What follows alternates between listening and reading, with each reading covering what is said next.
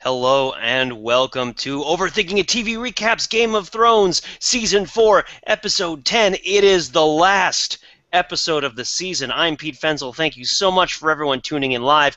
We're going a little later than usual. We had some people celebrating some soccer victories and some people bemoaning some soccer losses. We have lots of Ghanaians on the podcast, and to you all, we extend our heartfelt sympathies, and to the Americans, of course, our joyous celebrations. That's right, we are recording live right now. If you're listening to us on our iTunes feed or on another podcast service, thank you very much and welcome. We're going to keep putting out TV recaps. You'll hear one-shots from different shows, maybe Orange is the New Black, a little bit more different TV shows here and there. There's no more Game of Thrones after this one. This is the last one, but if you stay subscribed to TV recaps, then you will find out the next big thing, which is, of course, what everyone wants to be ahead of the curve on. Yes, I'm very excited. We have a panel of 3 other gentlemen. We have 4 total. Shayna could not be with us today, which is very sad. She's on a boat for Bravos right now, which I don't begrudge her choice, certainly not. But yeah, without further ado, this 75-minute, though we were led to believe by some 115-minute episode, which of course was not the case, 116 minutes episode that George R.R. Martin wrote about. 75-minute Mondo episode called Children. And as we always begin, we shall begin with what we term the Downton Abbey moment. Gentlemen, can we identify a conversation scene somewhere in this episode where 2 characters talk about something that's only sort of tertiarily involved with the main plot, but which provides insight and interpretive energy, a doorway in for the rest of the episode? Going in alphabetical order by last name this week, as I did it mistakenly by first name, although it would be the same one either way. Ben Adams. Ben, how are you doing, and what's your Children Game of Thrones season finale Downton Abbey moment? Hey Pete, hey everybody. My children moment will be appropriately enough one of our children speaking to her father. So this is from the Cersei and Tywin scene, relatively early on in the episode, with the absolutely great line. This isn't the line, but the immediate line immediately before it, just to orient you to the scene, where Cersei cuts Tywin off, just saying, "I'm not interested in hearing another one of your smug stories about a time you won," which is just a great way of identifying what Tywin is doing about half the time he's speaking. But no, my Downton Abbey line is where Cersei asks Tywin, how can someone so consumed with his idea of family have no idea what's actually in his family? Because I think we see a lot of that in this episode. We see a dichotomy between someone's idea that they're fighting for and the reality of the thing they're fighting for, and the difference between the two. So for Tywin, we obviously have his vision of the Lannisters, but I think we see it in a lot of the other plot lines as well. Well, wasn't and forgive me if I'm misremembering, but wasn't Cersei's quotation or Cersei's line a little bit different? Wasn't it that she thought, oh, of course, only somebody as obsessed as you are with your family could not know at all, right? That what's going on with your actual family, right? I thought she saw it as sort of a necessary connection, that there was something about how obsessed Tywin is with family that causes him to not see the things that are happening going on with his family, rather than the other way around, where it's sort of unexpected or ironic that he doesn't see it. I had it the same way in my notes as Ben had it. That is to say, how can someone so consumed by the idea of his family, she asks incredulously, have so little idea what his family is actually doing? And that's a line I wrote in my notes as well. That's a really interesting way into the episode. Right. Yeah, though Pete, I think you're right that I think the point you're trying to, I think the point, your interpretation, I wrote it down, but I'm not 100% sure I'm exactly right. I think that does provide the answer to the question that Cersei is asking, which is that someone who does have this kind of platonic ideal of what a family is, and that's all he's focused on protecting and defending, can't possibly see around that ideal to the reality on the ground. And so I think we see that in other places. Particularly I'm seeing in Dany's scenes and the kind of way she saw the liberation of Meereen as being this platonic ideal of liberation, that we're going to liberate all the slaves. And she's finding that it's much, much more complicated than she anticipated. And she's having now to kind of see the contours of what's happening.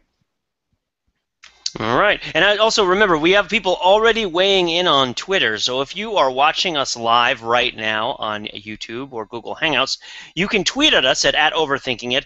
And while we won't respond to them all right away in the intro, we will get to all the tweets that we receive, barring some sort of 1,000-tweet prank where someone tweets the entirety of Ulysses to us in individual lines.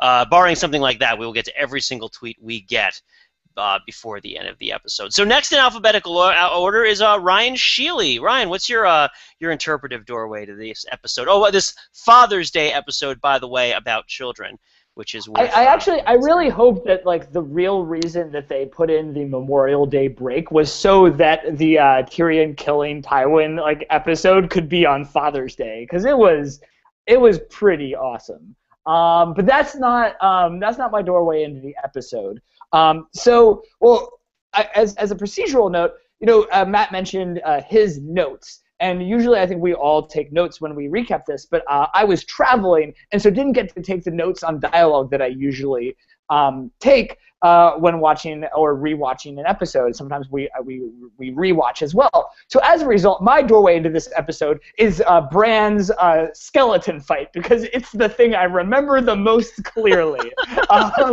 But bear with me. I think there's a few things here. I think one of the remarkable things that in this scene that I think there's two pieces of this that actually relate somewhat thematically to what Ben was saying. So one was when Bran was warged into Hodor, and there's kind of an amazing thing where he is having this moment of being kind of self-actualized inside Hodor, in like Hodor beast mode, smashing skeletons, and then does not realize that there are more skeletons coming up but behind Bran, right? There's this interesting thing of being so inside a task that you actually forget yourself, right? And there's this interesting kind of distanciation, I think actually is an interesting parallel to exactly what Ben was describing with Tywin Lannister as well, of this kind of being so focused on one activity that you miss the kind of more immediate threat or the more obvious thing.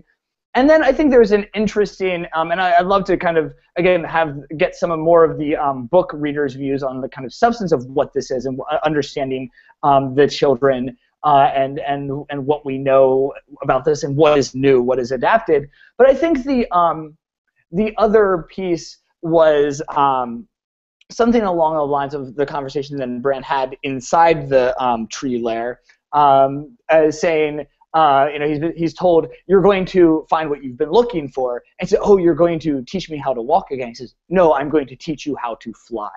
And I think that, again, this is, I think of, I guess to Rolling Stones define it, the difference between getting what you want and getting what you need.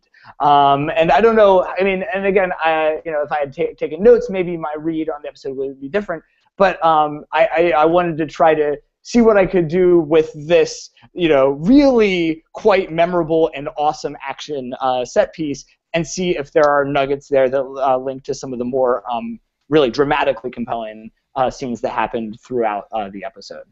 Yeah, not to be spoilery, but to provide a little insight from book readers, if you wanted to make a chart, like a table, in which you had two columns, and one table was characters in the books that shoot fireballs out of their hands, right? And you listed all the characters in the books that shot fireballs out of their hands, and you did in the show list of characters that shoot fireballs out of their hands. The list is already like 1-0, and I believe this column will remain nil for the foreseeable future, as far as I understand it. Yeah, Legend of Zelda mini-boss fights are not really a characteristic of the Game of Thrones mythos, or of the Song of Ice and Fire in general. And the children, one thing I will say, I don't want to give too much away about the children because the show hasn't really talked about them very much. Right. They just said they were there before the first men. They're sort of like an indigenous sort of tree people kind of thing going on. So they are Avatar. It's Avatar, what? Basically. It's sort of like Avatar. We'll see what it really turns out to be. But they're very peaceful, right? They're very like peacefully minded is the thing. Like they're I mean they're not you sort of guess at what their intentions might be. Like we don't really know, but none of their children don't go around with like axes hitting things. They're deceptively young looking because of their stature and their sort of size of their eyes and stuff, but like they're not like boom, boom, like you know, welcome to the North, like like it's all that other nonsense. How yeah. again? And also, the Three-Eyed Crow is not going to be giving Bran like heroin or anything like that. It's like, I'm going to teach you how to fly. Yeah, it's awesome. No, he's going to teach him how to pilot a helicopter. It's the whole next season is him in a helicopter.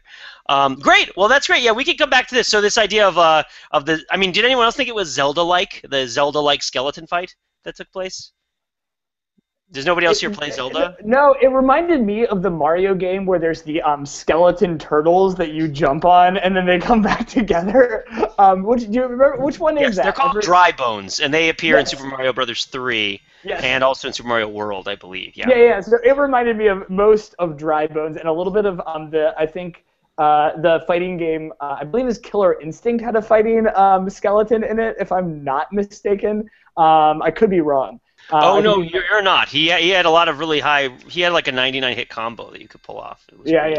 So it reminded me of those as well. It reminded me of Jason and the Argonauts, the like relatively old movie where they had the stop motion skeletons attacking Jason and the Argonauts. So, and the fireball scene for some reason reminded me of the wizard Tim from Monty Python and the Holy Grail, like flicking fireballs. Yeah, welcome to the North. All right, Matt Rather, how are you doing? I'm doing well. That got called out in a lot of the online, in a lot of the text recaps. The Ray Harryhausen style stop motion skeletons that were hidden under the ice. Look, I'm just gonna say, if ever you are marching over varied terrain, right, and you go over a rock or a hill or something, and you are just about to reach your goal. You're like right there. You can see the tree bathed in beautiful golden sunlight. And there is an improbably flat area between you and your goal. Do not walk on that ground. Do not cross that. There are skeletons or some manner of thing underneath that area that looks nothing like the surrounding terrain. The reason it doesn't look like the surrounding terrain is that's where the skeletons are. So I saw you just pour a cup of tea, Pete, on the video. So you're really going full Downton Abbey for the Downton Abbey moment here. Oh, indeed, yes. We need to finish with style, right? What is it? Just doesn't mean we have to be. How does the Dowager Countess describe? Oh, it doesn't mean we have to eat off a tray. But anyway, yeah. So I'm going to outsource my pick of my paradigmatic scene, or as we call it, Downton Abbey moment. Last night, as I was watching in the West Coast the episode, someone who had seen it on the East Coast, I guess, or maybe who was watching along with me, Tim Sampson, who is at Summer Saison on Twitter, tweeted at Overthinking It, there's no way Brienne berating Pod for the losing the horses isn't the Downton Abbey moment. Bold move, Tim. There's no way that it isn't that there isn't the Downton Abbey moment. But instead of picking up the gauntlet that you laid down, I tended to agree, right? Because that is to say, that was the moment that had the kind of inconsequential feeling that a Downton Abbey moment should have. People shouldn't be talking about something that's like heavily thematic for the episode. That's very clearly the theme of the episode. People should be talking about something related. And for me, this was an episode. It's called The Children, and it was an episode in which there was a generational passage from parent to child, or metaphorical parent to metaphorical child, in a lot of the interactions. Sometimes for the better, sometimes for the worse. Right? Danny's regime change is sort of a generational change, in a sense, is a change of era or something like that, a change of time period. Right? The Hound sort of has the Hound sort of has taught Arya everything he knows about killing, the result of which is that she doesn't kill him, right? Which is more savage still than any death she might have inflicted on him at that moment, right? Like, Brienne tries to teach Pod about tying up horses, and he doesn't learn it.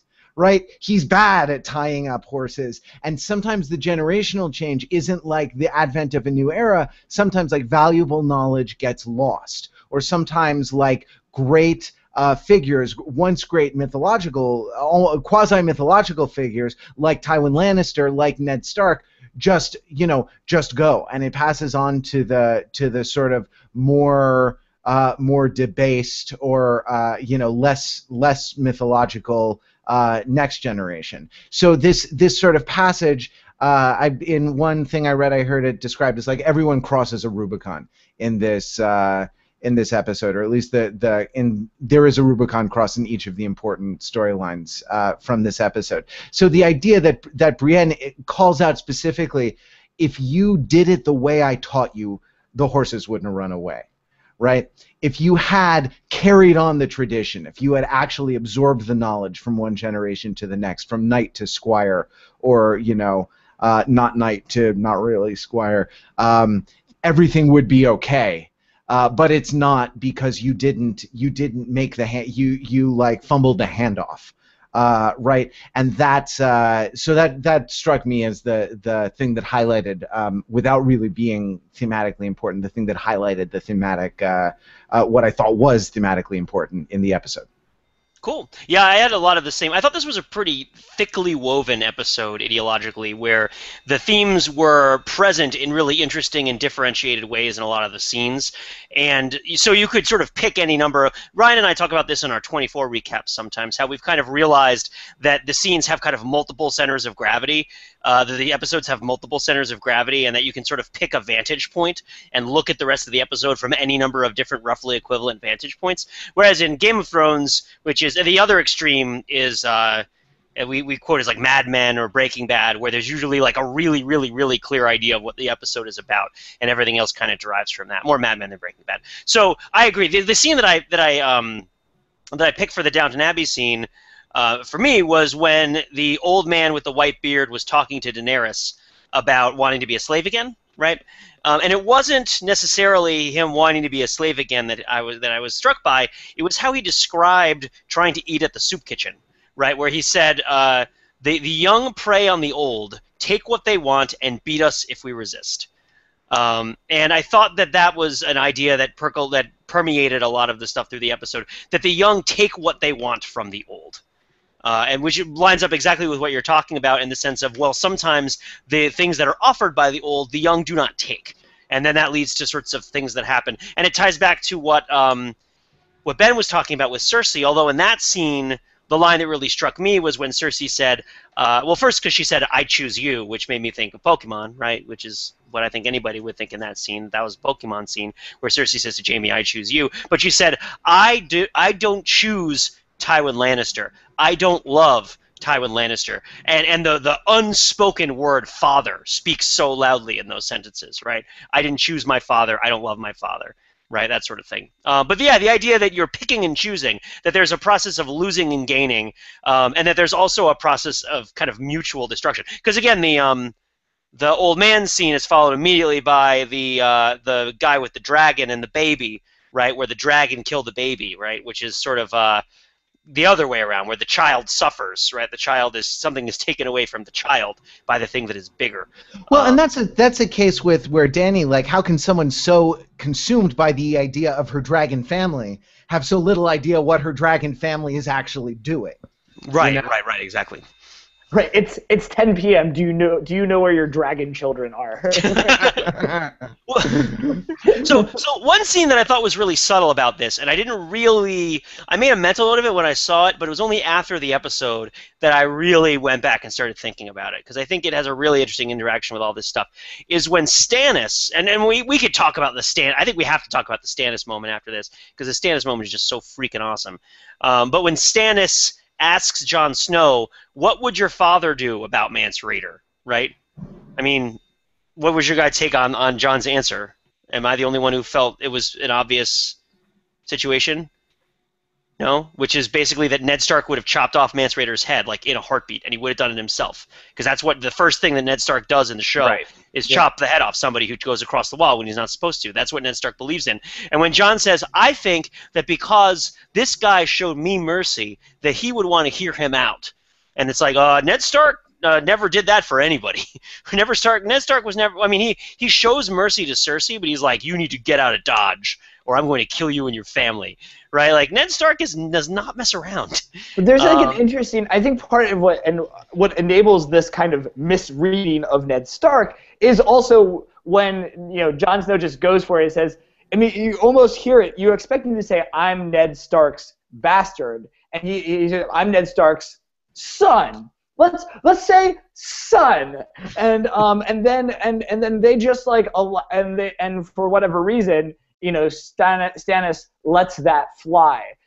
In part, because in some ways, since it follows on the heels, of Sir Davos, saying, well, this is. This is the one true king, and then Jon Snow, okay, and I'm Ned Stark's son, and now we can spin our tales to each other and actually kind of believe them, right? I mean, in the North, the surname Snow is such is a marker of being a bastard. So it's like I'm Jon Snow. It's like saying I'm John Bastard. I'm Ned Stark's son. No, so. But I think it was meaningful. Like it felt like he was going for it. And I mean, there are other times where Jon Snow claims this kind of parentage, and I think that then that's the next thing of where it's like you almost feel, and there's like a scene where he's like driving this car, and let's see what this Ned Stark son car can do. It's like, well, once I'm speaking through my father and for my father, I'm just gonna, be Jon Snow, but but I'm speaking for my father, right? And so this kind of like self-empowerment through claiming parentage, even though, like you say, it does not follow the WWNSD. What would Ned Stark do? Which is totally chop the guy's head off. Right, because he's also like Mance is a deserter as well, right? And that was was the thing in the first scene of the series, like that he's a he's a deserter, and once he's a deserter, there's nothing he won't do because there's nothing lower than that. Ben, what were you about to say? Well, I kind of agree. I think his answer to the question is kind of like Jon Snow. Jon Snow's always been never the most interesting character because he kind of just attacks whatever's right in front of him. He has like the Stark curse of not having any guile or like political instincts whatsoever.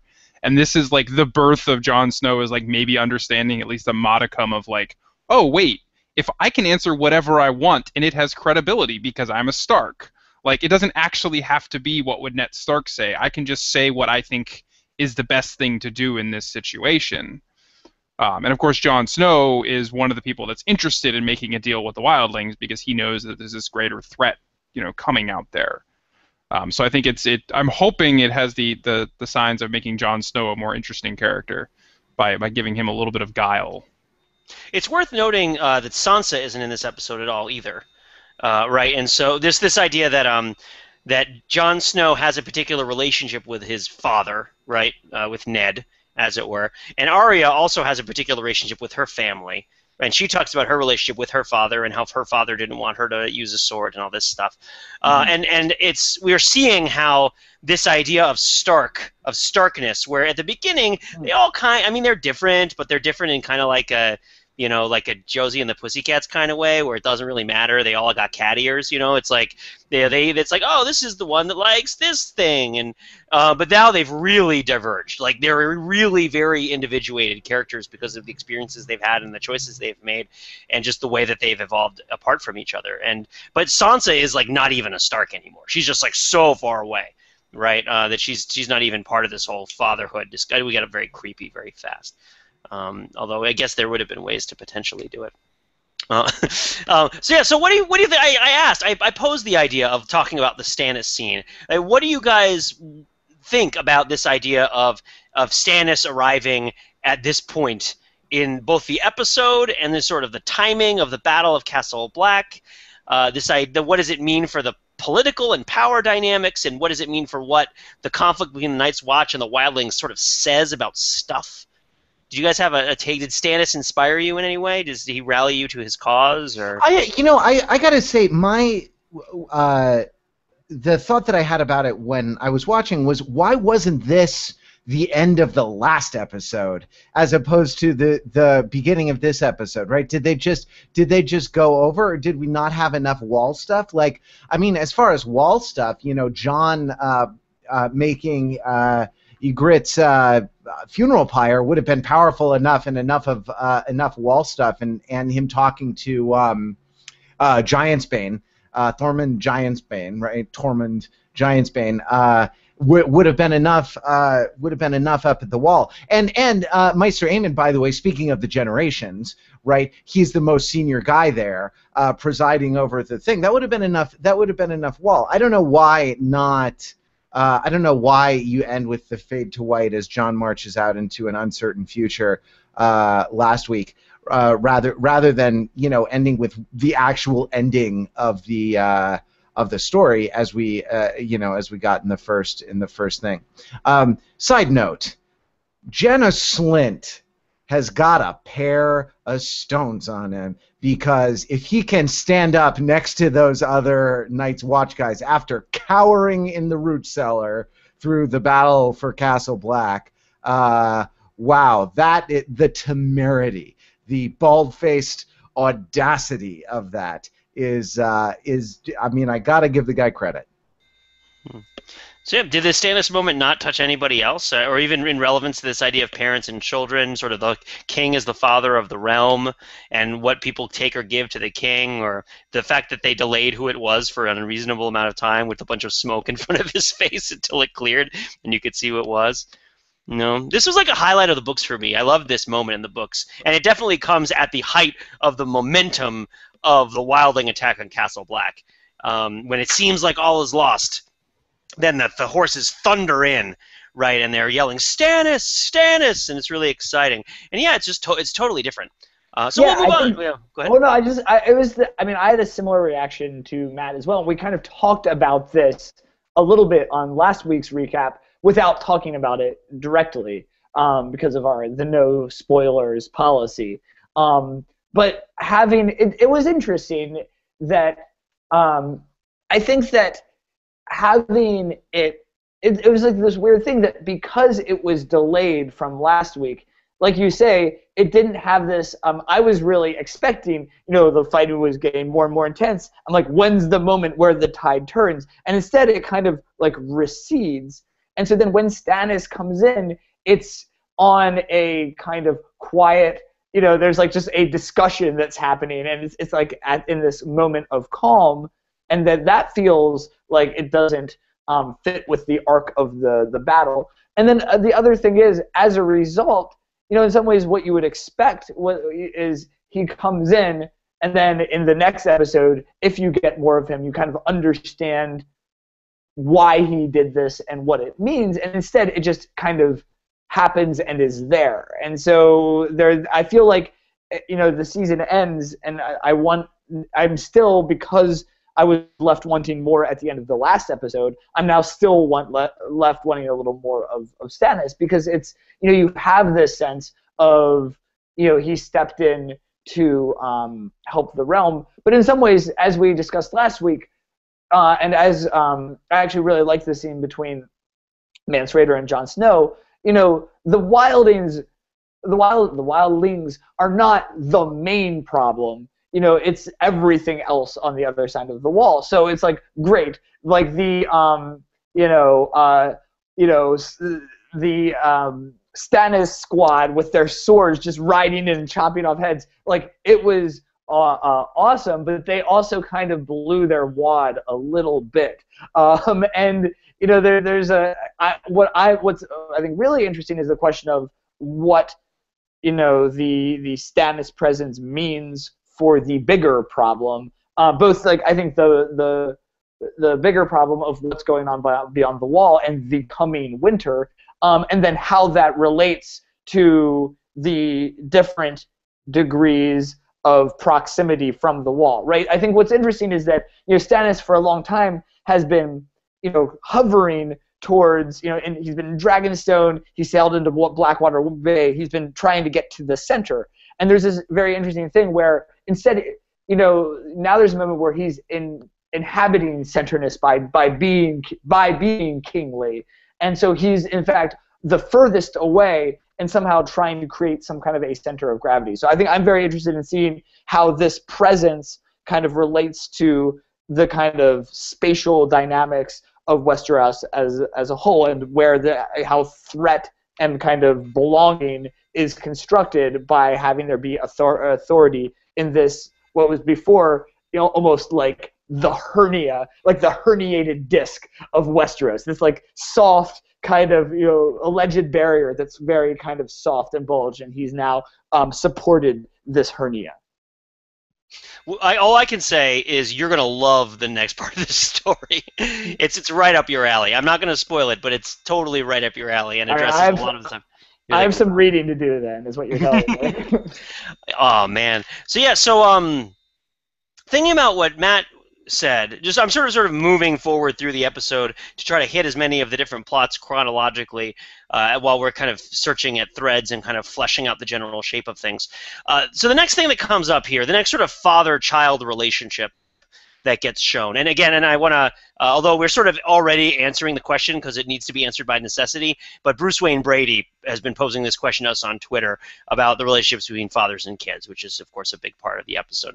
But the relationship both of Maester Pycelle and Qyburn, right, who are now, I think Grand Maester Pycelle has been dismissed, and Qyburn is now the apple of Cersei's eye as the sort of Grand Maester of the realm or what have you.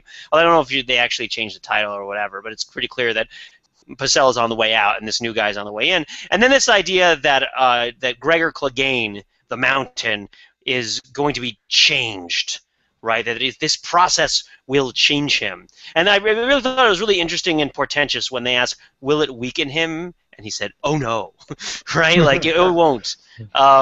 Which is an interesting counterpoint. Go ahead. I found that line interesting as well because it kind of sums up what the Mountain is to Cersei, which is just a force. And the only thing that matters is the degree, the direction and quantity of that force, and everything else is completely unimportant to who who the Mountain is. So she doesn't care about what else might change as long as it will not weaken him, which I just find very interesting, because that's very much who the Mountain is just this irresistible force of nature. Yeah, and I think it's if this episode has a bunch of instances of both loss and gain from changes in parentage. Or in the child resisting the parent resisting the child, the exchange of information from the parent and child being interrupted, the kind of imitation being done falsely or being revisionist, or the sort of imperfection of passing information from generation to generation, then it's interesting that Cersei sort of picks a different grandfather. I get sort of changes her grandfather figure at the same time that she's deciding to disavow her father and reinvest herself in Jaime, which is not something that happens in the books really, but whatever, it's fine. But also this idea that Qyburn's attention to the Mountain, being this new sort of father to him, will not weaken him, which is very different from what happens to some of the other people who don't listen to their fathers, who get put into situations like Podrick Payne. He doesn't listen to Brienne, and he's like, who's her surrogate father, parent is probably more apt. Although it's worth noting the fatherness of this episode, and I guess this is another topic to broach if people don't want to talk about Qyburn and the mountain, because there's not all that much to talk about other than to note the differences. The last episode of last season, of course, was Misa, right? Not pizza, as many of the videos online would lead you to believe, but Misa, which means mother. So last season ended with mother, and this episode ends with children. And it's interesting that some of the children are interacting with mothers, but a lot of them are also interacting with fathers. I mean, did anyone else connect with that parallel between the two plot lines? Or between the two namings of the episode? And like what it means for Daenerys as a mother versus the dragons, kind of as father figures who are kind of more... I don't know if they're necessarily masculine because they are consuming and they are burning and killing things as opposed to giving birth to them, which is what Daenerys does.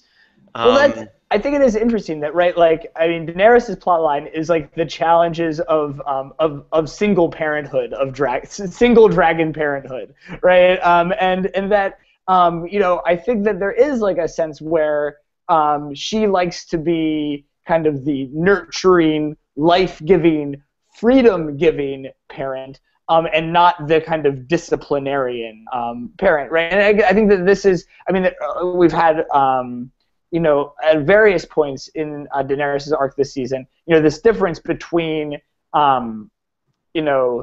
between conquering or setting free or, doing this march across Slaver's Bay and the challenges of actually ruling, whether that is a kind of city-state or a kingdom or a household, whichever level this is, right? So I think that, in some ways, right, that we've had a lot of the seasons, and I feel like most of the previous seasons, I would need a refresher on this, there's the ones I remember the most clearly, Daenerys is the ending scene of a lot of the other seasons.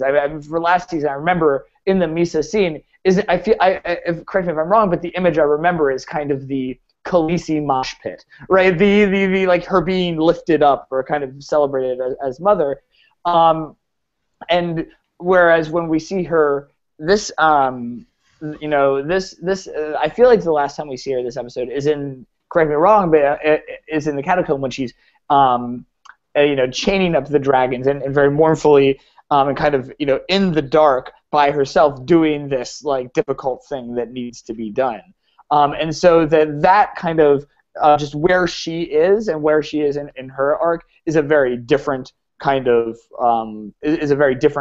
place, but she's kind of grappling with this side of kind of parentage or rule more generally. Yeah, one of the big tricks of the show, which I think has worked out pretty well, is to really make Daenerys into an it girl that everybody thinks is really the protagonist, right? Which is like, it's like, oh, Daenerys is I'm Khaleesi. That's why I always joke when someone sort of asks me, I've talked about this a little bit lately, in reference to the phrase, basic bitch, right, as it's understood. Oh. What's the most basic thing you can do? And it's to post a BuzzFeed quiz that says that you're Daenerys, right, on your Facebook feed, which I feel like is the most basic thing that you can do, because there's this sort of very surface level understanding of Game of Thrones where it's like, I'm the Khaleesi and I'm the coolest. And that this is a trick that the show plays, and the books play it too, but the show, and now we can, of course, now all sort of talk about it a little bit because the cat's out of the bag, like Daenerys is not doing what you thought she was going to do, or certainly not quickly, right? This idea that she's going to, like, rise up and ride her dragons across the ocean and immediately conquer everything. It's like, no, she's going to get involved in a lot of really complicated problems that are very far away from where you thought she was going. And this, in the early seasons, the show really indulges in the Daenerys fantasy. Right, which is, we can sort of call it out a little bit now, the end of last season, there's an uncomfortable racial aspect to it, which I think you can now sort of see based on the consequences of this season. There's a little bit more nuance to Daenerys' position than as sort of the mighty-whitey colonialist who's going to fix everything. She's also involved in, like, a political quagmire with people she doesn't understand, right? Like, or then, or even if she sees herself that way, that the show in its usual, that the narrative of Song of Ice and Fire in its usual way is kind of undercutting that aspiration, right? Mm-hmm. Like, I don't know. The worst thing you can have in Westeros or Essos or any Os is an inflated idea of yourself. Yeah, we already did Hubris Week on Overthinking it, which went great. We crashed into the destruction. Danny, I feel like what you're identifying with Danny is a good example, just in general, of like Game of Thrones' ability to induce amnesia in its audience, of like remembering, like, oh yeah, that character that I love, that awesome guy from Dorne that we met this season, yeah, he's gonna get killed at the end of this season, because that's what Game of Thrones does. It subverts expectations and kills what you love. Because like this already happened with Danny. Like we already had a particular vision in the first season of like what Danny's plot arc was going to look like. Like she was going to marry Khal Drogo, and she was going to have the stallion that mounts the world, and then they were going to merge across the sea together and conquer Westeros. But that doesn't happen. Like Khal Drogo dies, and she has to go off on her own, and like this plot changes all of a sudden. So I think they're doing this. They've done this again and again, where they set up a certain plot line, set somebody up to be the protagonist, to be the chosen one, and then takes a right turn at some point.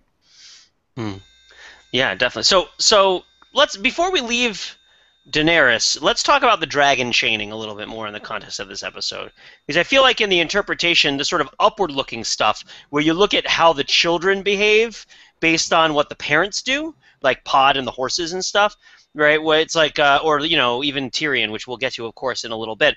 But here, this is Daenerys being the parent and doing something to the children. And I was really interested in how difficult and painful they decided to portray Daenerys chaining her dragons in the catacombs, right? Like they really are her kids, and she's really like, and they're crying out in help, like, help us, love us, bring us into the light. We want to do all these things. Yep. Pete, what would you say that Danny used to restrain her dragons? Ryan?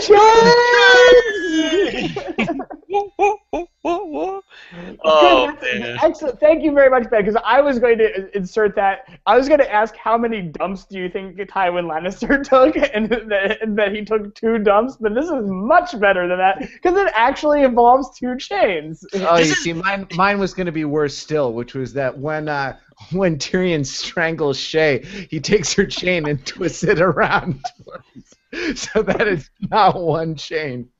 Are you happy, Michael T. Ford? Are you pleased with what you had wrought on this podcast? Well, I'm just really excited that the 2 swords promise of the first episode, which has led to this great fulfillment of an episode that has not one but 2 sets of 2 chains that are vitally important. But oh man, by the way, have been thinking a lot before starting this episode of look, Bran Stark is good, but Wu-Tang is for the children, right? Or Jon Snow or what have you. It's yeah. Oh boy. So yeah, we'll go full circle on both of those things. But yeah, what do you think about Daenerys chaining her dragons? What does that mean? That's the pretty loaded symbol, right? Yeah, I mean it's a sense of feeling a certain amount of responsibility as a ruler, right? Like if Daenerys could do whatever she wants, she would just let her dragons fly everywhere. And she doesn't do that. She like does the responsible thing to protect her citizens. So there's a sort of a maturity thing a little bit, like an idea that like there is a proper use of power, right? Beyond just sort of conquering, right? And ruling. I'm going to rule, she says, and she realizes in this some of the sacrifice that's bound up with that. So it's an important moment for her character. I mean, no spoilers, but you can imagine that there are more lessons like this on the way. Yeah, definitely. And of course it's also, to the extent that dragons are portrayed as the weapons of mass destruction of Westerosi war, it kind of shows the nature of asymmetrical conflict, right? And how, why don't we the dragon solution is glass parking lot, right? Let's turn Marine into a glass parking lot, right? And instead it's like, I kind of have to chain the dragons up if I want to actually complete the intervention that I'm looking to complete. But there's also kind of like a psychosexual aspect to it, of like her chaining her dragons in her catacombs, right? Like this, which I feel like is pretty powerful as a character symbol. Maybe I just read that into everything. Maybe that's me. Maybe sometimes a dragon chained in the basement screaming for its mother is just a dragon in a basement chained there screaming for its mother. It doesn't symbolize anything at all. No, it's interesting. That in some ways it parallels what we saw 2 episodes ago with Grey Worm, and almost, that there is a kind of discussion about being, in some ways, if you're chaining up kind of a sexuality, the discourse around being unsullied, and both the actual act of what is removed, is it the pillars or the stones, but then there's this sense of, of kind of the introduction of restraint. And I think that in this way, right, there is, again, a sense of, I liked what I think what you were saying, Pete, I think there's both this kind of this kind of psychosexual dimension of that, and kind of who you are as a ruler and a public figure. And then I think that it does this image of chaining, that if you have power, yes, that allows you to kill and to seize power, but it also enables you to use that to destroy. And so that it's this kind of it's the paradox that's in the Federalist Papers that Madison enumerated, but with more fire and wings. And so that these chains are starting to try to impose kind of limited government, some kinds of checks and balances, and so different things are being put in check if one is to be a ruler. And so I think that makes sense, and I think it's actually an interesting way. Again, as we see, so in some ways, Stannis is kind of the opposite. In some ways, Stannis is very restrained and in check, and kind of, he does make, back in season 2 and in Blackwater, he makes this big gambit, but a lot of times he lurks and stands back and is very austere and severe. And so that this balance between being out in the world and engaging as one aspect of ruling, and then being restrained and restraining some part of yourself into this role is like another side. And so kind of these two, people who claim the title, and we hear the lists of titles again, as we have several times in the season, the way that they're starting to enact that and kind of converge, even though they're kind of now on different ends of this world, I think are interesting parallels. Mm-hmm. And I'm gonna quote Summer Saison, Tim Sampson, who just tweeted at us, which interestingly, adding to this, if chaining the dragons is giving up her dream of conquering, what does it mean that there is still a dragon loose? Which is an interesting thing to think about in the context of that show, that Drogon, the biggest dragon, is still out there and is still kind of doing stuff, right? So is it clear that he's the biggest dragon? I don't know. That might be a book thing. Maybe, yeah, whatever. It's fine. Well, one thing that I thought was interesting was the parallels here between, it kind of relates to that, is the parallels between the 3 dragons and then the 3 Lannister children. Because we have, Tyrion is the one, he's Drogon, he's on the loose, he's out in the world now causing who knows what trouble for the Lannister regime, but he's like out in the world. And then because it was interesting because these 2 scenes were sandwiched right next to each other. We had Cersei and Jaime kind of like indulging in this like carnal pleasure, but it's like a visceral pleasure. And then right after that, we have the 2 dragons that are, in this little analogy are kind of symbolized by Jaime and Cersei, and they're kind of undone by the same like indulgence of this passion for meat. They go descend into the catacombs and are kind of lured by the promise of meat, and then they're chained down there. So I think there's this interesting parallel between what happens to the dragons and what happens to the Lannisters in this episode. I think, but if we're thinking about which of the 2 Lannisters are chained in the basement together, isn't that Jaime and Tyrion who are chained in the basement together? Right. I mean, we had the scene, was it 2 episodes ago, where Jaime and Tyrion talked before Tyrion's trial, and here again, Jaime descends into the dungeon where Tyrion is being held, and the 2 of them, sort of break out together, and Cersei is the one who's up above and free, right, and the one who is kind of recasting how she sees what it means to be a Lannister, which for her, she's recasting her father's obsession with family into her obsession with, with family.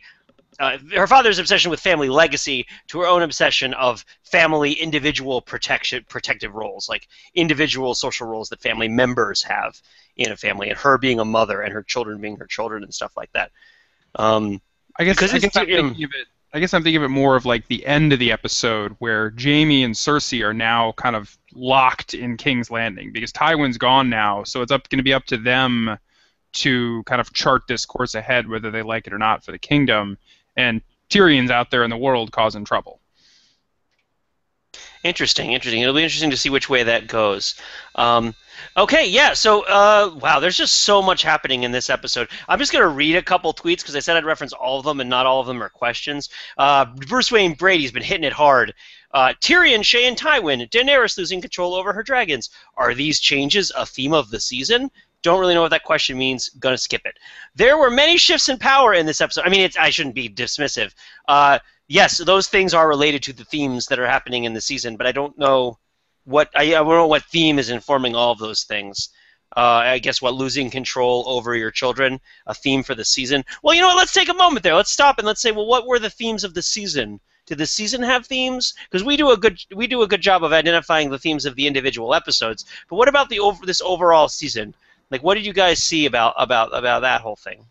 So, I mean, the interesting thing about this season is, to me, is sort of structural and not necessarily thematic. You said something actually in last season's recaps where you were characterizing the books. And you said number 1 is okay, number 1 is good, number 2 is okay, number 3 is awesome, right? And they're sort of generally considered to be that way by the readership. And 3 maybe takes a while to ramp up, but it takes maybe 50-60% of the book to ramp up. But once it ramps up, the hits just keep on coming. And you could, like, stay up for 36 hours straight reading the last 40%.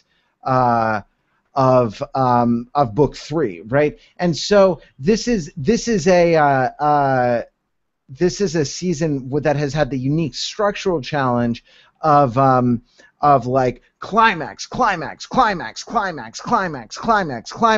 and you sort of see that in how they structured the season, right? Like Red Wedding, huge, Purple Wedding, huge thing. Episode 2, right? Like, so they were spaced out. These big things were sort of spaced out through the season. I mean, obviously, a lot of them coming at the end: the Mountain and the Viper, the Battle for Castle Black, death of Tywin Lannister.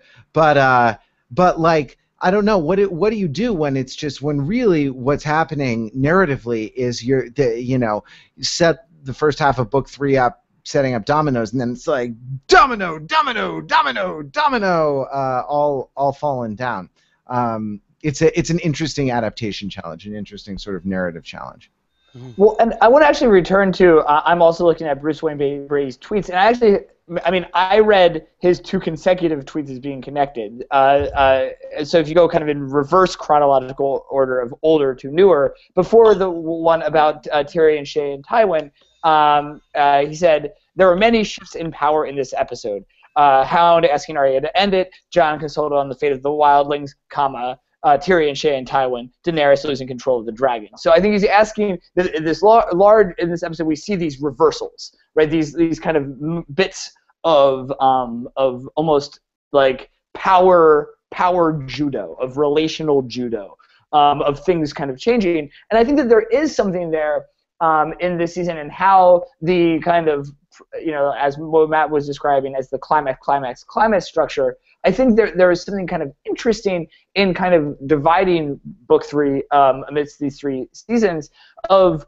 I think again about something earlier from earlier in the season, from the Purple Wedding, of the shot of Joffrey, the statue of Joffrey, like killing the wolf or something like that, and a lot of the displays there, and kind of in the early parts of the season of the triumphant Lannisters, and then this is this kind of thinking is weirdly like kind of thinking about like, oh, the Red Wedding is this like kind of moment of dominance.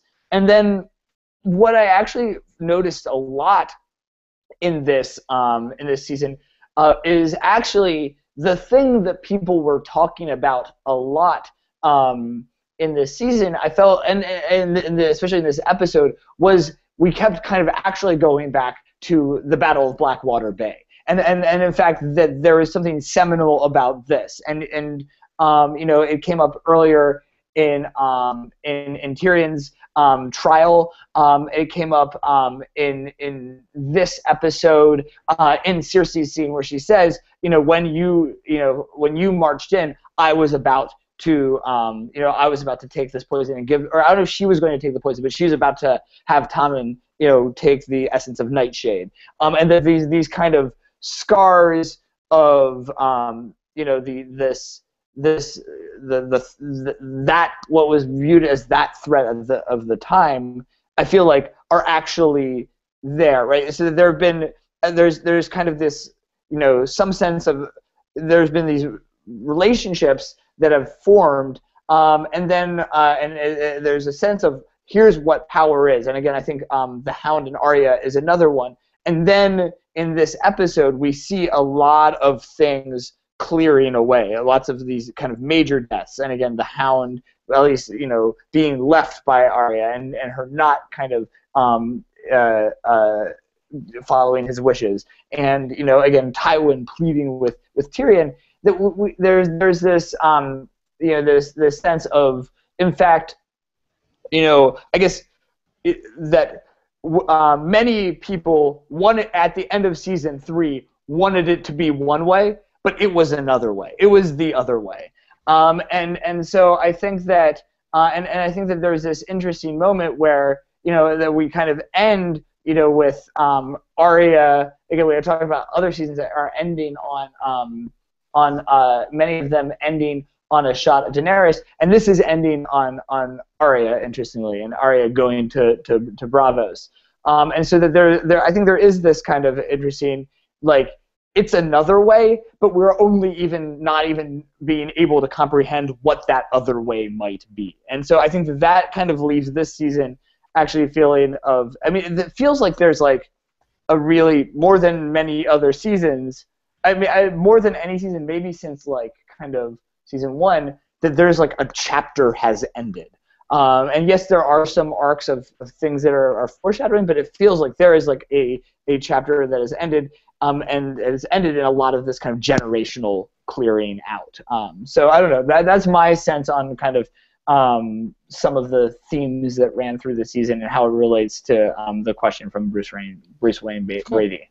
So what you're talking about, the ending there, that actually kind of, I can't find it for the life of me, the link, but I saw something a while ago showing how frequently the last shot of one season of Game of Thrones will be paralleled by the first shot of the next. So like season 1 ends more or less with Dany coming out of the fire. And then I can't remember what the opening of season 2 is, but it's also like fire related. And so the season 1 to season 2 transition is like the fire transition. Of course, season 2 is all about battles. It's all about like this fire battle between these kings. The end of season 2 ends with the White Walkers. It's a shot of ice. Then season 3, as you talked about, is Dany in the Misha episode out in the desert. And then I was very interested. I was like waiting to see what the last scene of this episode was going to be. And it was very interesting to me that it was a water scene. That it was very, very, she's on a boat heading off into parts unknown.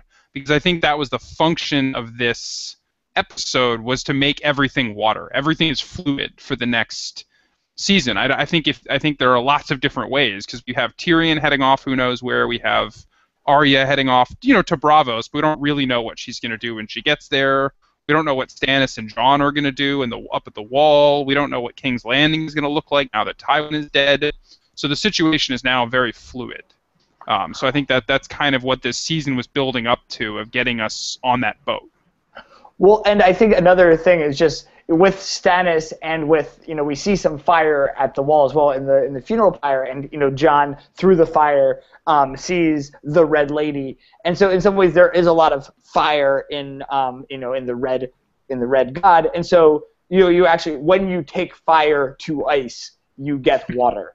Right, and so that and so that you say we've seen at various times these fire transitions and these ice transitions, and so there's a kind of some fittingness of there being water in this transition.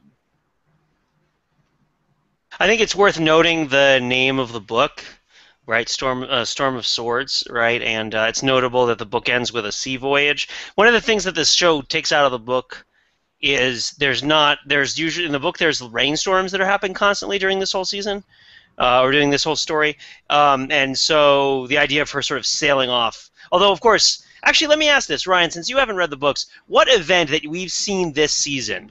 I'm not going to say what comes last in the book, because actually the last thing that happens in the third book they cut out very controversially from this season, and we're not going to talk about that because it's a huge spoiler. But the one thing more than anything else, I know what that is because I'm an expert. Yeah, yeah, expert level. So yeah, they cut out the big sort of epilogue from the book. But Ryan, do you know what, in terms of the end of the story of the book, the event that feels sort of the most like an ending?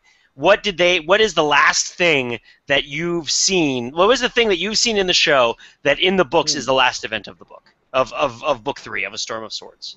I don't know if I have a good guess on that. Is it Tyrion killing Tywin? Nope. That happens a lot earlier, actually. Or not a lot. I don't know. I don't necessarily have a good guess because I don't necessarily have a rhythm of I've only finished one of the books. So I don't know. Yeah, it's a pretty great end, and they change it for the show too. The last thing that happens in the book before the epilogue is Peter Baelish pushing Lisa Arryn out of the moon door and telling her that he only ever loved her sister. Right, only cat is the last 2 words, right, that he says, and then he pushes her out and she falls down into the moon door. And I think that I bring it up, and of course they changed it to like, I only ever loved your sister. Man, it's like, okay, fine. The book is to a large degree about the transformative influence of crisis, much more so than even book 2, which is about how people kind of change situations. Right, whereas book 3 is more about how situations change. Well, book 3 is about like the nexus of people and situations, and then book 4 is really the book about how people change in response to crisis. But book 3 is sort of about that crucible, that moment where you encounter crisis. And like we were talking about last week, what aspect of your old identity becomes relevant or irrelevant in the face of your like imminent demise? Right? Like if you're just about to go into a huge battle, what are the things about yourself that you want to care about? And what are the things about yourself that you actually care about? And in the show, it's sort of like the third season is kind of about people's mistaken beliefs about themselves in the context of crisis. And then the fourth season is about kind of people kind of confronting this energy of transformation and not really knowing what's going to happen to them because of it. Like the Hound doesn't know what's going to happen at his moment of death. He kind of wants to control it in a particular way, and he's like, but he's left in this suspended moment of not knowing. Daenerys as well is sort of like, oh, I don't know what to do, right? Like, there's a sense of possibility that's emerging from it, but we have not yet moved into the time of possibility. We are still in the time of crisis. And so, yeah, we're getting a lot of tweets, guys, and we got to keep moving through because there's still a fair amount of episode to discuss. We're going to go. You made some promises, and we have to keep. We made a vow, Pete. So we have to read every tweet. We are the watchers on the wall of tweets. Yeah, indeed. And the gods made us for love, but Twitter made us for reading.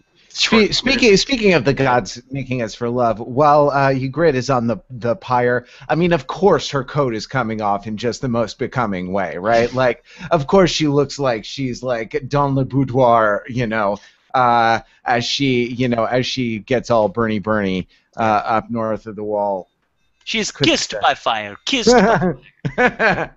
So yeah. So let's run through some of this. So Season Downton moment for me. Jon Snow says, if my father saw what I've seen, i.e. about adapting and changing your perspective while keeping your moral compass straight. Emily E. Carter. Yep, so sure thing, makes sense. Yeah, I mean, that's an interesting thing. Like, if my father could have seen what I have seen, right? Jon has seen more of the kingdom to a certain extent than his father has, right? Like, and one of the vantage points from looking at Game of Thrones is what are the boundaries of the game? That is to say, what constitutes the realm, right? For Ned Stark, the Game of Thrones is really about like keeping your house clean internally, right? Like keeping your own morals straight. And I think there's actually a pretty big disjunction between Ned and Jon here for some of the reasons that we talked about early in the episode, John realizes that the moral calculus is different if you count something other than your own rectitude as important.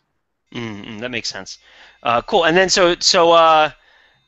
Paul Packler says, as Stannis, parentheses, sadly, editorializing a little bit, becomes a more major character, we'll just put that aside, will Gendry come back into play for line to the throne? Well, Gendry is still in a rowboat. Gendry has been in a rowboat for 3 months, it seems about, just like rowing and rowing and rowing. Will Gendry eventually be king? I guarantee it, right? No.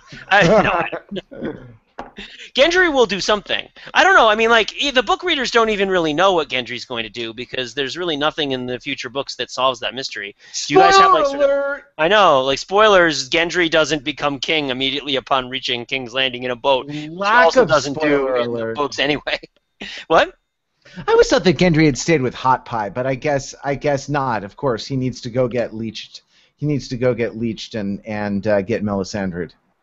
Yeah, well, because Edric Storm isn't in the show. That's why. Because there's other bastards of Robert Baratheon that are in the show. All we know is that the seed is strong, right? I feel like the important thing about Gendry, well, the two important things about Gendry are that he has a hammer, which is important because he's a son of Robert Baratheon who has a hammer. And there's an aspect of Robert Baratheon that we never get to encounter in the books because he's too fat when we meet him, which is him, this sort of furious leader of men who's out there in the field hitting stuff with his hammer. And we don't get to, and maybe there's something that Gendry's going to do with his hammer. It has something to do with that. I don't know. And the other thing is that Gendry has this bull helmet that is this, like, really specific object that is pointed out very early on in the narrative, right? Like, it's very focused on in the first season of the show.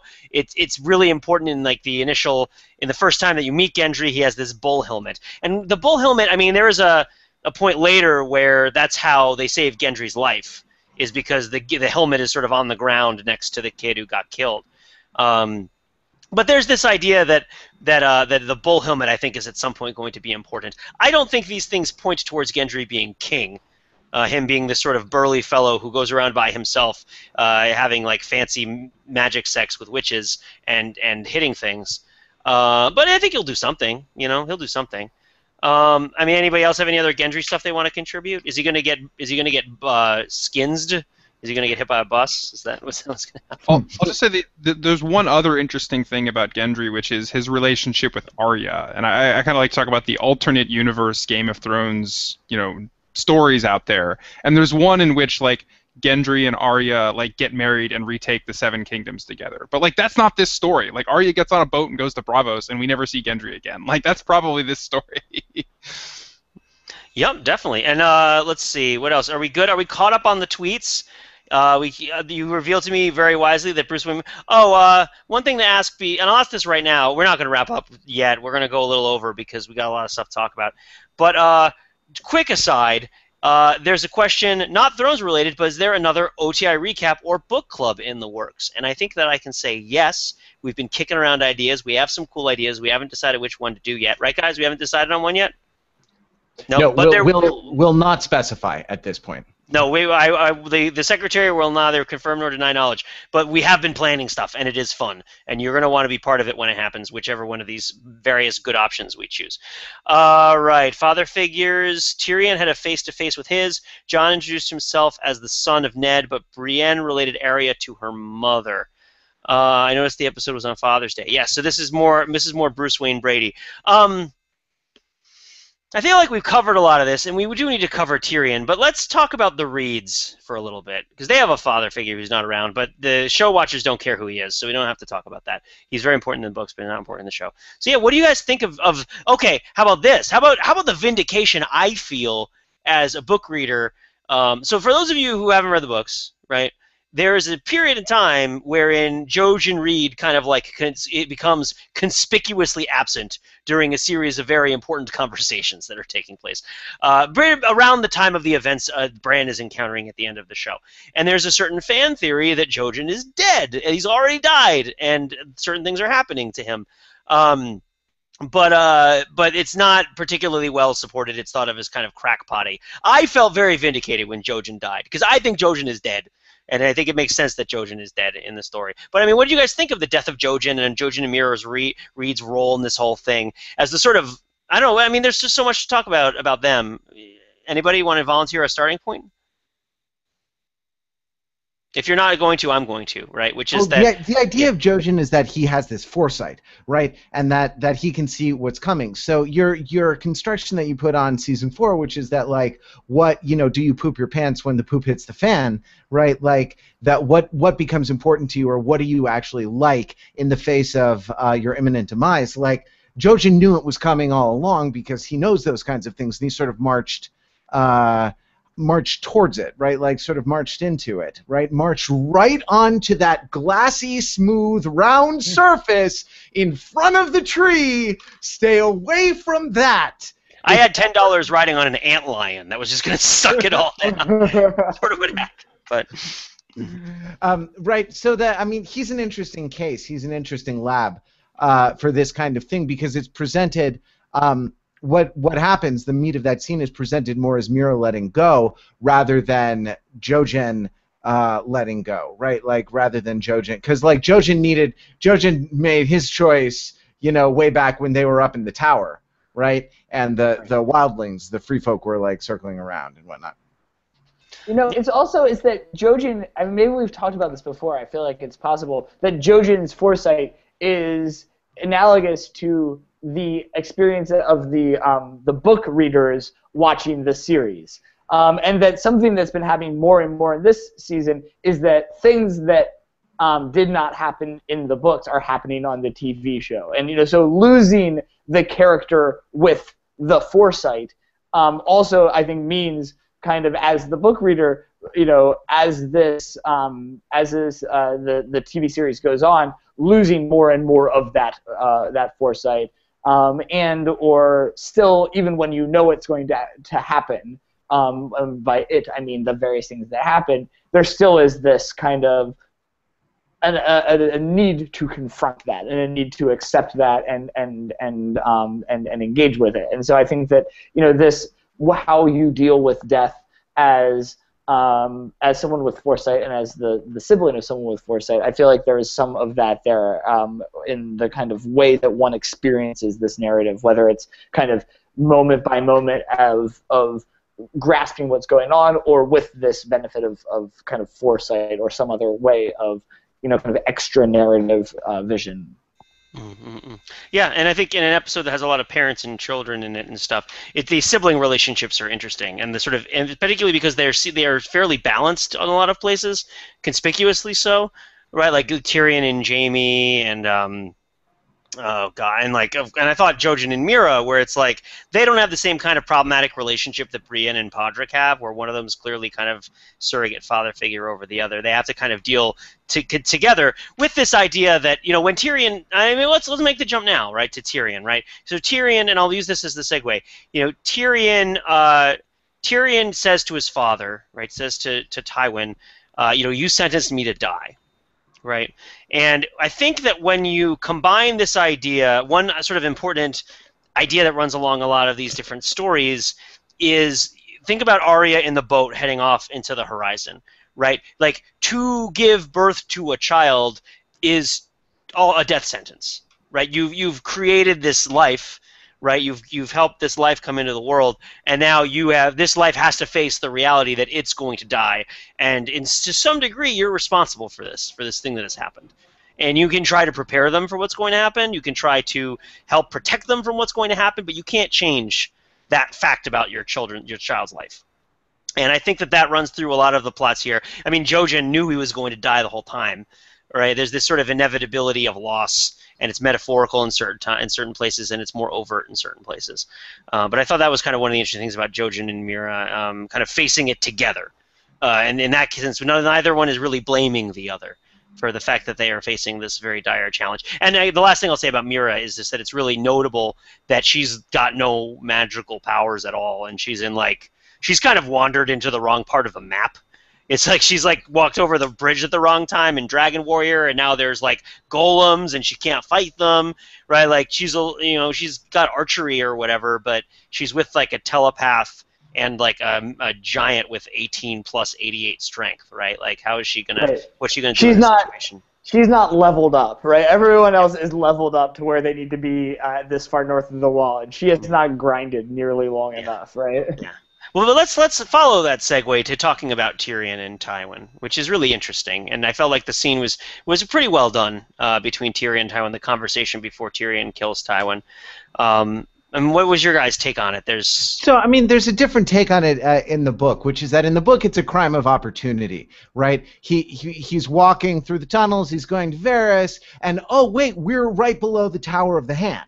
Oh, I just happened to be right here, and the idea occurs to him, or just sort of seems to happen based on that coincidence. Here, it's like, I'm up the stair. No, hold on, unfinished business.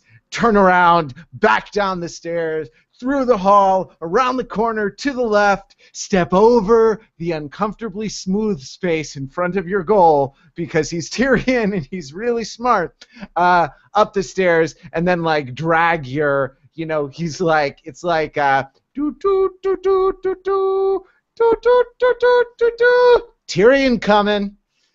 And he finds Tywin in the bathroom, and it's like, oh, the cheese stands alone. My point is that there's a sense of premeditation. It's like, okay, it's time to find my father and take care of family business, rather than what happens in the book, where it doesn't have that sense of premeditation. Go ahead. I think that that change might be motivated in part by what got cut from the scenes in the book, which is in the book the conversation with Tywin is very much bound up in the history of Tyrion and his former wife, who Tywin, calls a whore, and so this isn't Shay. This is back like before the series began. In the books, it makes a very big deal of that Tyrion married this girl that Tywin found out about and basically had murdered, or at least horribly brutalized, and that's what the murder is ultimately about. But since I don't think they wanted to get into all that, since they hadn't really prepped it, instead of making it a crime of opportunity that's then motivated by this conversation, they just made it a premeditated, I'm going to go kill my dad on Father's Day. Yeah, on Father's Day. Yeah, and then also on the day when HBO is free for a lot of people, from what I hear, that certain cable companies do previews this weekend, or did previews this past weekend. Yeah. Okay, so, go ahead. Yeah, I was just saying, it sounds like a good deal, Yeah, totally. You can get HBO for only $15. Okay, so anyway, so Tyrion does confront. So Tyrion kills Shay because Shay snitched on him, right? And because, or sort of framed him for these crimes, and also because Shay is sleeping with his father. Fair enough. It's very intense. He feels very bad about it. She's very sort of beautiful as when she's dead in her bed. Hey, Pete, when he's strangling her, he starts with one chain, but then he wraps it around two chains! But then he goes to his dad, and he has a conversation with him, and they talk about stuff. He doesn't just go cha-chunk, boom, chuck-chunk. He doesn't go like, boom, headshot, ah! It's like, no, this isn't like Slapper's Only License to Kill, where he's just like, boom, gotcha, you're done. They have a conversation about stuff, and Tyrion insists that he's his son, right, in the conversation, which I thought was really interesting, because there's this sense that Cersei has tried to pick who her dad is or isn't, or who her family is or isn't, and here Tywin is doing sort of the opposite, where Tywin is trying to pick that Tyrion isn't his family. Tywin claims that Tyrion would never have actually been executed. We don't believe that, right? That's not true. Yeah, I don't think that's believable. That's like sort of desperation talking or something. Although Charles Dance imbues it with a little bit more veracity than you might think. You never know what he has up his sleeve. But then it's, calling her a whore is sort of what triggers it, but there's a lot of emotion that's boiling over. I mean, do you guys have any thoughts about Tyrion's discussion with Tywin, how it relates to everything else we've talked about this episode, about kids and parents taking things from each other, right? About just the whole... everything with Cersei is sort of inverted. Sure. I mean, the idea is that, like, and this is the idea of the dragon on the loose, right? Like, you don't know what you've unleashed, really, as a parent. You think, like, you are my son, right? Means what you think it means. But it doesn't mean what you think it means. It means a whole bunch of other stuff that you're kind of blind to and not aware of. Right? As a parent, you sort of don't know what kind of continuities there are going to be. And with Arya and the Hound, and here with Tyrion and Tywin, right? Like there are a lot of continuities. I mean, Tyrion and Tywin and Cersei, right? Like all these things. This sort of certain of his qualities are passed along generation to generation. So it's not that there's a dispute over the fundamental premise, I am your son. There's just a dispute over the meaning of certain words in that sentence, like I, you, son, am, and your. Right, like those are the things that are in flux. I think there's another interesting thing here that I was thinking about, that something that Cersei likes to bring up again and again, and I believe it was in this episode as well, is that Tyrion killed our mother, and she like really likes to bring that up. I think it was in this. I think in the discussion with Jaime, and now there's almost this like, well, you want me to be a parent killer? You're treating me like a parent killer or a killer in general, a killer of your son. Then I am going to kill. If like it is kind of, there's a little bit of this. I have been unjustly made this. This is the corner that I am put in, and so let me show you that full realization of that. And so I think that was one element of fulfillment. I thought there was also this interesting thing, something that I think was referenced a lot in this season with reference to Oberyn Martell and Oberyn Martell's vengeance quest. Was the Princess Bride, and I'm Inigo Montoya. You killed my father. Prepare to die. And this is like a little different. Like, I am Tyrion Lannister. You are my father. Prepare to die. And I think that this sight of I think that there's difference because vengeance on someone who killed a family member is about some kind of attempt to restore. It's one type of attempt to restore some sort of balance or equalization for a disruption of a family unit. But in some ways, part of this, you are my father, is in some ways also attempting to, that the Lannister children all talk about kind of the kind of father that Tywin Lannister was, in the way that he manipulated them or scolded them or, won, right? That there was another long story in which, smug story in which he won. And so that this, in some ways there's a vengeance not only for these narrow things that Tywin did, but it's for the way in which he parented. And it's not only vengeance, but a fulfillment of that, right? It's not just, you did these things to me, you're a crappy father, but like, I am, in fact, the child that you raised me to be, right? And so that there's these interesting kind of negotiation of, on the one hand, Tywin tries this last-ditch effort to prevent Tyrion from killing him, but in some ways, the Tyrion killing him is at least a fulfillment of part of a Tywin-ness of being Tyrion, even if it is, even if Tywin at that moment on the crapper would argue differently. Yeah, I think you can also connect this to Tyrion saying in an earlier season that Tywin says he makes his decisions for the family and not for himself. And Tyrion says, well, isn't it convenient, right? Because when have you ever made a decision for the family that wasn't about yourself? You can see this thing, if Tywin is sort of given birth to his own destruction, it isn't really a loss for Tywin if Tywin really doesn't care about himself. If Tywin really is all about the pride of the Lannisters and the pride of the Lannister name, then yes, like, it takes some damage by him not being around. But if he sort of created this idea that, individuals aren't important, the family is what survives, then one family member kinslaying another family member, I mean, yeah, there's taboos against it, but maybe that's not necessarily the worst possible thing. But then, of course, we learn about Tywin. Oh, he actually also uses prostitutes. He's a huge hypocrite. The part of Tyrion where he is like indulgent and wants the good life and wants to be respected and wants all this stuff, Tywin's like that too, right? Tywin isn't selfless. He isn't as focused on legacy as he says he is.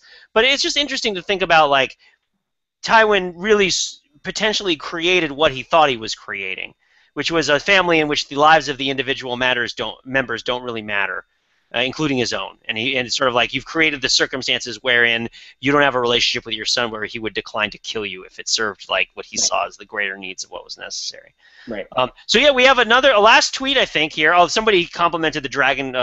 Paul Packler complimented the Dragon Warrior analogy. Appreciate that. So this is the question. This is from Amina Yaman, which is King's Landing really better off without Tywin? This is a great lead-in. Is King's Landing really better off without Tywin? There is nobody fit to rule anymore. Also, where is Shauna? Who is Shauna? Oh, Shayna. Shayna is she's on a boat to Bravos. Is where she's going right now. We miss her. Across the narrow sea. Yeah, she gave a coin. Oh, good coin scene, by the way. That's one of my favorite moments in the books, where she hands the coin and it's like, what is this? And you know, Valar Morghulis. So this Twitter question, Amina, no, King's Landing is not better off without Tywin. It is in fact much worse off. And for that, see next season's recaps. Yeah, I think that pretty much is what that says. Yeah, Tywin is it's ruthless despotism by genocidal maniacs is the worst form of government except for all other forms of government, right? And so I actually want to gesture at this. Season, we're basically getting Westeros ISIS is going to take over like the second largest city in Westeros after the fall of the despot. Yes, spoilers. Maybe we'll see. I mean, that was just making a current events reference.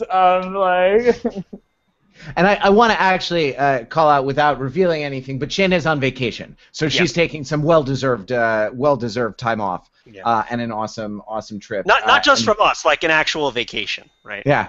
Not just like, oh, you don't have to do a recap. You know, just smoke if you got them.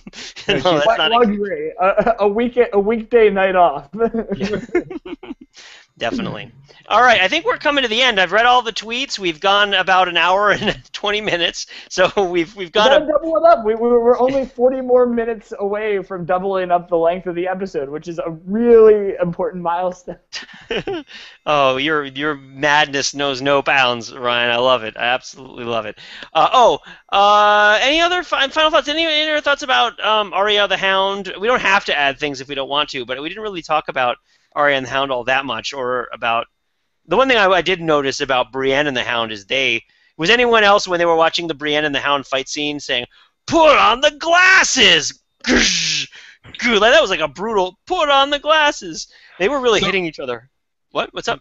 One thing I liked about the Hound thing was I think they're playing with book readers a little bit, like having a little fun at book readers' expense, because for the last 2 episodes they've been teasing the wound that the Hound won't let Arya heal, because like it was setting up like Chekhov's gun, like that's how he's gonna die. Is this wound's not gonna heal? Nope, he gets thrown off a cliff and dies. I mean, the wound would have killed him. Right. Would have killed him left untreated, right? But I appreciated that. Oh boy. All right. Well, you know what? I think this brings us to the close. Any closing thoughts about the children? It's the children, right? I have to change the title of the recap. It's not just children. It's children. It's the children, and they're characterized differently in the series than they are in the book. But we can talk about that next year. What I want to say is that it was a good series, a good recap. We shall not see its like again. Oh man, yeah, and I want to. And also, did anyone have a Darth Vader moment when Jon Snow was walking away from the pyre with Ygritte on it? Which, of course, in an episode about fathers and like the relationships between fathers and sons, a Darth Vader funeral pyre moment, even if it was your girlfriend, is a pretty good one. But yeah, Bren, Ryan, any final thoughts about Game of Thrones season 4? Other than, of course, they made a huge bunch of errors, adding a bunch of lascivious material that didn't need to be there, and making a bunch of departures from the book that made no sense. But overall, still good season, still worthwhile, still interesting. Now our watch has ended. This opens a larger thing. I mean, it's really an interesting. I think as I watched Arya sail off to Bravos, you realize, I think, that once she's setting off into this unknown, I feel like this is like this interesting moment of like taking the like George R.R. Martin leap of faith, because it's like, okay, this is cool, but like, I don't know where it's going. Does he know where it's going? And it's this kind of thing where I was a late adopter to Lost, and that was not a bet that paid off. And I know that I'm heartened that, Pete, you say that there are some things that in the coming books that are going to be up my alley. But then that's still quite a far away from knowing where it is all going to go narratively and what the point is going to be. And so, I think the end of the season, you both reflect on some, there's many awesome things happened, and yet there is I think that, winter is coming, and one of the winters that is coming is the winter of, as each season of the TV show progresses, you go deeper in, and you don't, and I think it was the leap of faith of this investment of time and emotional energy and cognitive energy is more and more. And so I'm not saying that there's nothing dissatisfying, but that in the satisfaction there is more and more fear or dread, and I'm going to keep keep plunging forward, like Arya into the unknown. But I felt as this ended, both wow, that was there was some very, very cool stuff that was very satisfying, and I'm very, very scared as well. As are we all. As are we all. So on that note, we will proceed into our own unknown. Please, as I hinted at, there will be other projects on this podcast feed. You can check out our book club podcast feed, which was mentioned by one of our readers. There's a great Ender's Game book club podcast from a while back that you can read before that movie came out. You can listen to it. You can't read the podcast. It's not transcribed yet. Subscribe to our main podcast, where we talk about all sorts of fun stuff. Subscribe to the TFT podcast, which is about music and contemporary music and style, and it's pretty sweet. Or come and check out our video content here on the YouTube channel at Overthinking, which is pretty great. Overthink It, which is pretty great with lots of Eurovision stuff. And for all of the articles, videos, infographics, and lively and courteous community where we're very nice to each other, and we all actually with the greatest degree of mutual respect, please do visit us on the web at www.overthinkingit.com, where we subject the popular culture to a level of scrutiny it probably doesn't deserve. Guys, we got one last tweet from Brian Lewis. And Brian Lewis asks us, is the Hound dead? And I know that we haven't really spoiled a lot, but I think we owe it to Brian Lewis to let him know with certainty. So, Brian, I'll tell you right now, Sandor Clegane, the Hound, is absolutely positive.